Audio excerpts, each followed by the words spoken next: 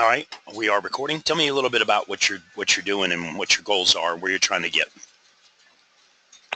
Okay, well, I'm just trying to see if I can, get into the government contracting industry. Mm-hmm. And I saw this, I'm a small business, so I'm just really trying to, again, just trying to build my business up through, government contracts. Sure. So I was actually looking at a solicitation, and I think I sent it to you, but basically the language in it referenced marketing, I guess during their marketing, I guess they do market research. Okay. So basically in their market research, they have determined that they will not be following FAR Part 12. Yes. And so I wanted to see exactly what does that mean. Okay. Because they say based on market research, right, we don't have to follow this, I guess. Right. I did actually, where are we at? Sharing that one and actually uploading it right now. I did make a video and I'm uploading it. But in a nutshell, it's real simple. It means that you can submit a bid. Literally, it means that you can submit a bid. Excuse me. They don't. It's sometimes they'll put things out for what's called an IDIQ, which is indefinite delivery, indefinite quantity. And if they do it like that, they're going to have to get a minimum number of bids, minimum number of offers. They have to compare the offers and go through the whole, the red tape. Excuse me. Basically what they're saying by that FAR 12 regulation is that they don't have to go through that process. But if you want to submit a bid, you still can. So it's going to be less paperwork, less red tape. Does that make sense? Davis, did I lose you? Can you hear me now?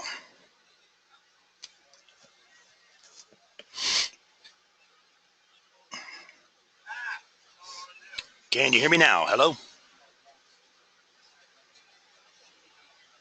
To that little passage in that particular presentation.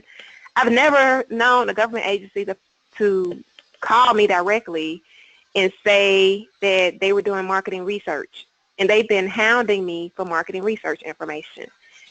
So do they do that?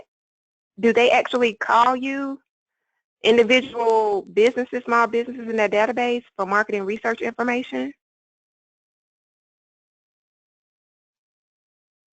The best thing to do when you get phone calls or emails like that is forward them to me, because the government doesn't reach out to you very often. They will, but it's not very common.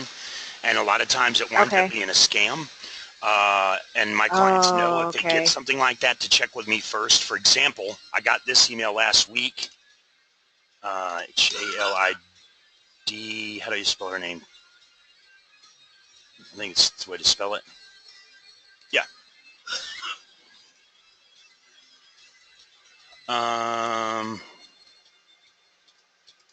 Here it is.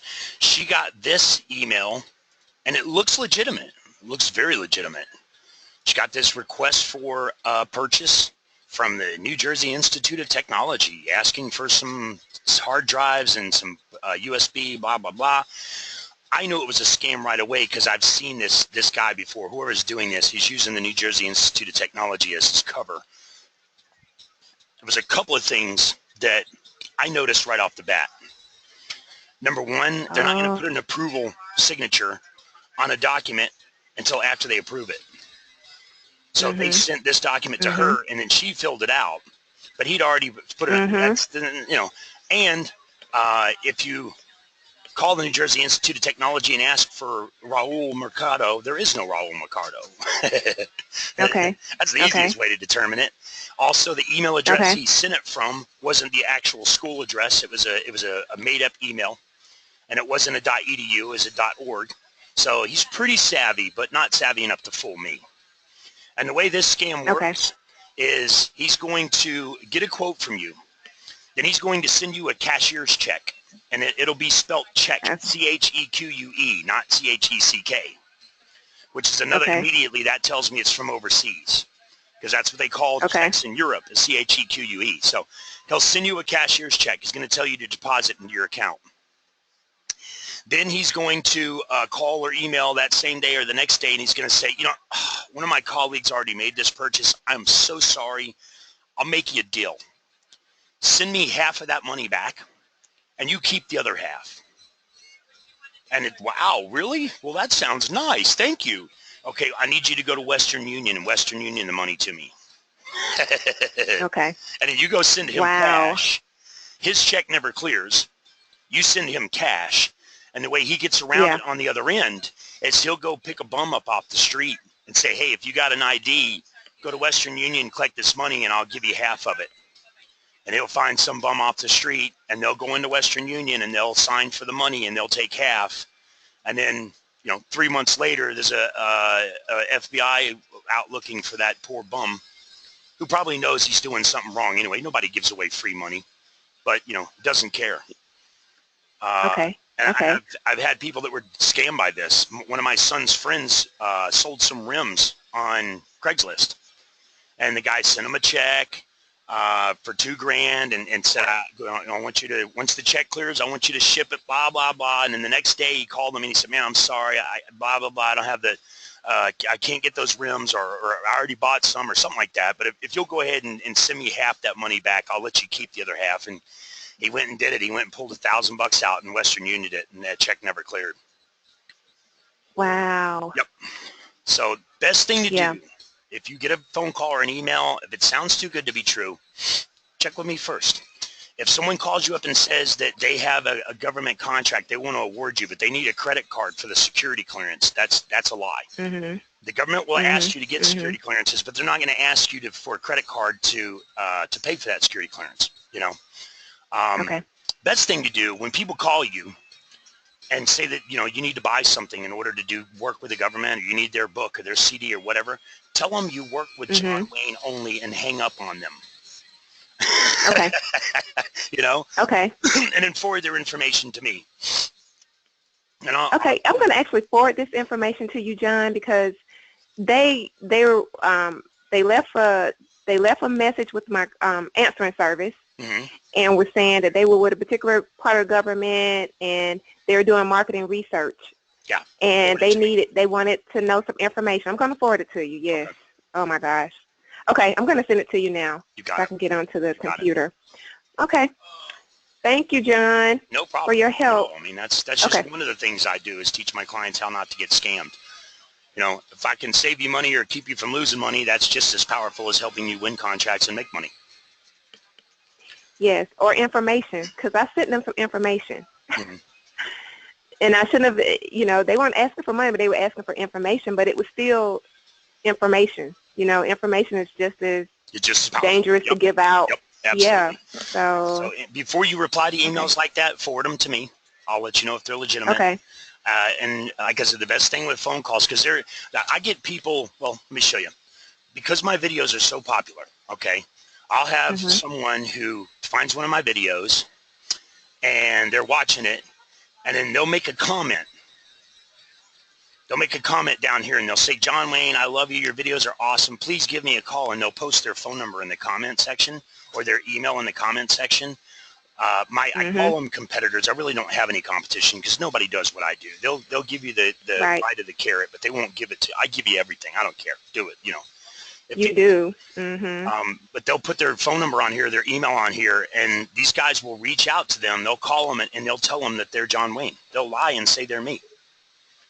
And try and get you to buy stuff. It's mind-boggling, but it is what it is. So as long as you check with me first, and you're calling me directly, you're calling my direct dial, or you're emailing me, you're going to get facts. Yeah. And that's great. I've had them call people and tell them that they're my wife.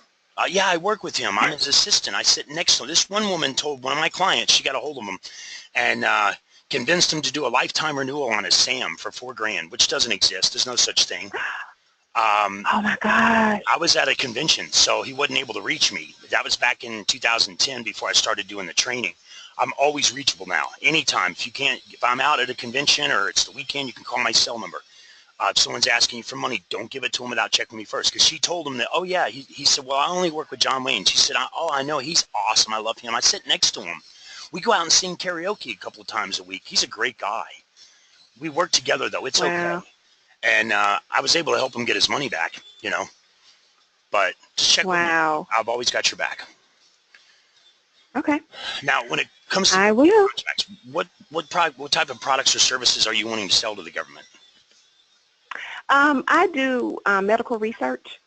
Okay. So it's actually, I guess like it's a lot of times small businesses don't really get the contracts, but I'm trying to be a small business, trying to get the contracts. A lot of times the bigger companies are getting them and subbing them out, but I'm actually trying to see if I can get a simplified acquisition or a small, just a small contract doing some of the medical research. Okay. Yeah. Okay. Would you, so you're a minority and you're woman-owned? Yes, I am. Have you checked to see if you're in a HubZone? I am. So I'm HubZone certified. You're already HubZone certified? Yes. Awesome. Awesome. Okay. Excellent. So you've already done the process. We just need to take advantage of it. Yes. Yes. Here's the thing. Because I've actually gone through the whole certification for the woman-owned business as well. So. Do you have your DB and your MBE? Yes, I have that. I have the MBE. Wow. Impressive. Very good. Are you a veteran? No. Never served in the armed forces or the reserves? No. Okay. That's all right. Here's the deal. Okay. My client's success ratio right now, I've almost got it to 90%. The last report they ran, it was 89 point something.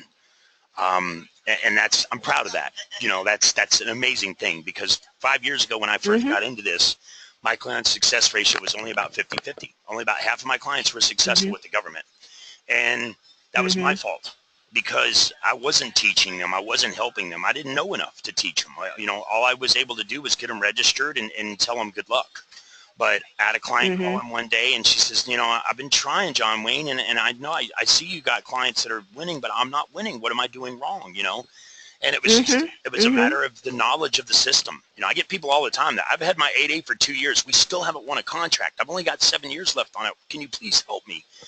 So I started learning everything I could about government contracts. I started working on proposals. With the proposal, I was referring people to proposal writers instead of doing it myself, because I didn't feel comfortable. So I started working on proposals and helping people and teaching them. And the biggest thing that helped me learn, excuse me, is I started requesting debriefings on every contract, even if we didn't bid on it. If I see it on FBO and it was awarded, I'd request a debriefing. Sometimes they won't tell me. If I didn't bid on it, they'd say, well, we don't see that you received a bid from you, so we don't have to give you the, that's fine. But I requested debriefings as often as I could. And I learned from the debriefings why the government was choosing people. You know, why did they hire you? If they chose you, you want to know why.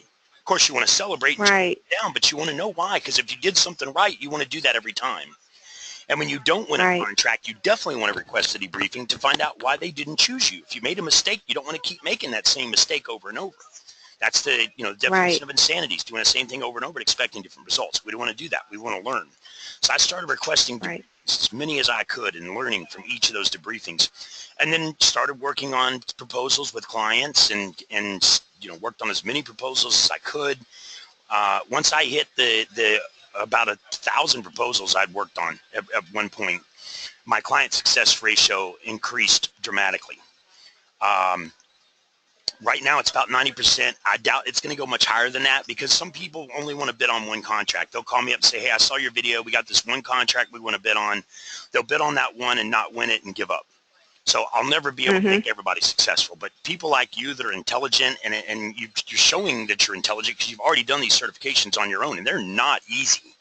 Especially that MBE and that DBE. How long did those take you? Probably about 2 years. I mean, it took me a long time for all crazy. of it. Yeah. The MBE and the DBE, they're great to have, especially as a subcontractor. One of the things I'm going to teach you how to do is how to get in front of these primes and get more sub work, because they will hire you just because you hold that. All right? Wow. Okay. But here's my only concern, okay? You're in a very specific, very unique industry. Mhm. That's a good thing and a bad thing. It's a good thing because there's not going to Mhm. be a lot of competition. The bad thing Mhm. is there's also not a whole lot of opportunities because it is a very specific industry. So Right. you're willing to consider maybe taking on other types of contracts in that area or even brokering. Mhm. I'll take you on as a client. But I have to be honest with you. If you're just going to be in that specific industry, it's going to be tough for you to be really successful, and that's going to affect my client success rate. So Mhm. that's my offer. If you're I'm willing to step I'm outside, actually I am because I've actually been looking at some. awesome. Yeah, I am. Okay. So if you take me on as a client, tell me what you require. If we can make this thing successful, I want to do it. Awesome. Okay. All right. Well, have you looked into your 8A? No, because I didn't, like you said, I didn't think that, like we had the G.S.A schedule, but it was just terminated because we had been on there for 3 years. Mm-hmm. It's really 2 years, but they gave us like a probationary period. Right. But Didn't meet your we didn't minimum. have enough sales. We didn't make, Yep. yeah, right, we Yep. didn't meet the minimum, Yeah, I right? see that all the time. So, Okay. yeah. What did you guys do last year in revenues, roughly? We did $250,000 in revenues, but then that's just, commercial clients. Sure. That's not even government. So, Okay. yeah. And that's fine. That puts you in an arena where, depending on, are you the majority owner? Yes. Okay. As long as you didn't pay yourself more than $250,000 for the last 3 years average, Mm-mm. and you're the highest paid person in Mhm. the company, and you don't have more than Mhm. $250,000 in personal assets, not including your house, but all Right. your other personal assets are under $250,000. Correct. Okay, you can qualify for an 8A. Now, it takes a year to process an 8A, and Mhm. we really need to make sure you have a balanced portfolio of clients. The 250,000 you did last year in revenues, was that for one client or for multiple clients? It's from 3 clients. Okay, we need to focus in the next year on diversifying your portfolio and getting more clients. Okay. Three Okay. is enough to qualify for an 8A possibly, but it's going to be a stretch.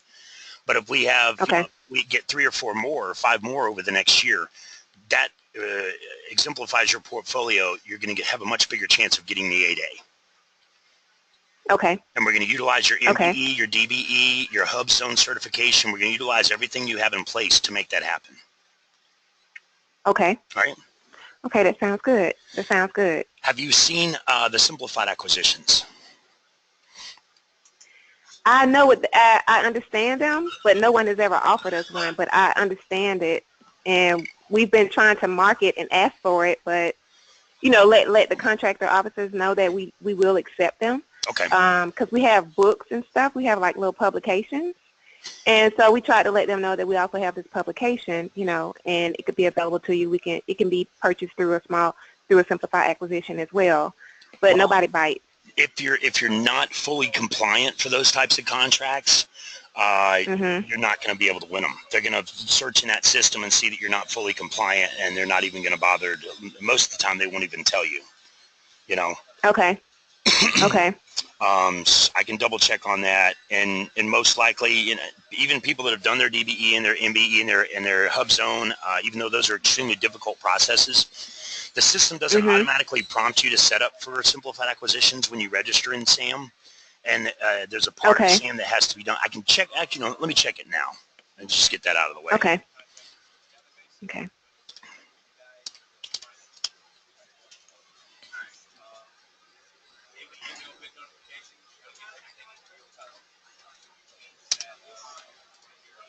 Okay.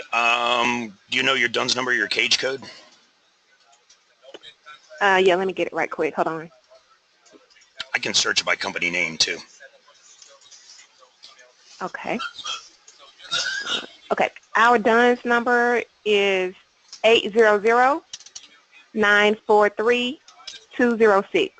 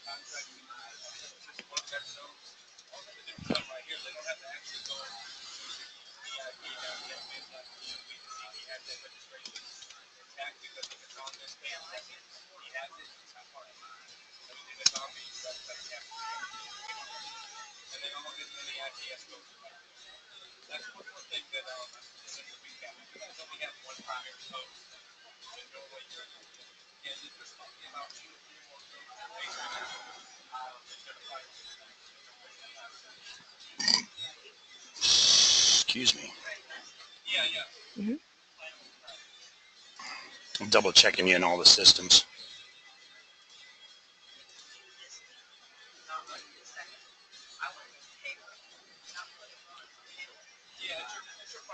Okay, so you work with Bill Goodwin.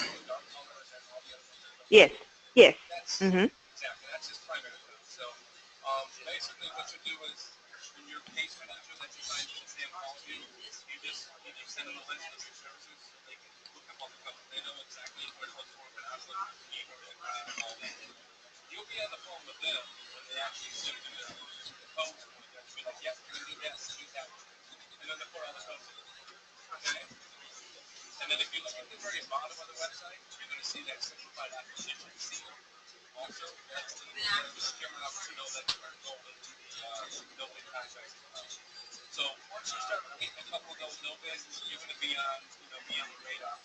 Okay, your cage code 4YOY1.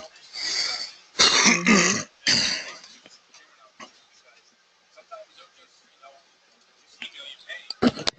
Can you hold on just a moment?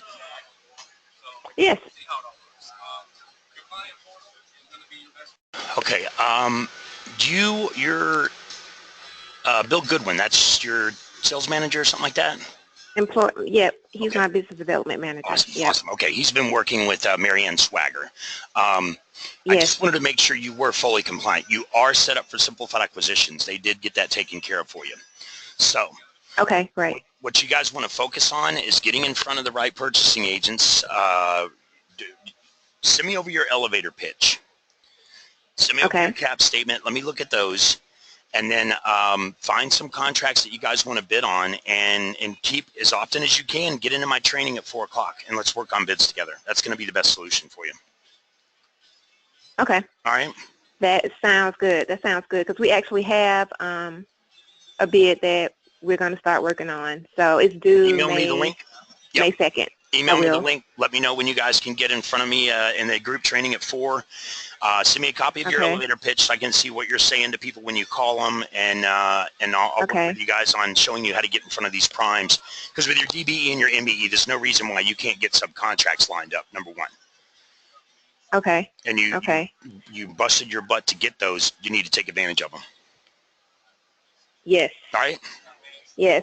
Yes. And John, I'm going to also forward you the email from it's someone from hhs.gov. That's the email chain or whatever, the domain that it saves. Right. But it's just really weird that these people just call me out the blue for marketing research. Yeah, forward that to me, definitely. Anything like that, forward it to me. All right? Okay. You got it. Any other questions? All right. Thank you, John. Hey, no, you can thank me if you win your first contract. Okay. All right. Okay, I'll send you a check after your first contract. Okay. Got it. All right. Thank you so much. No okay. problem. Bye-bye. Bye.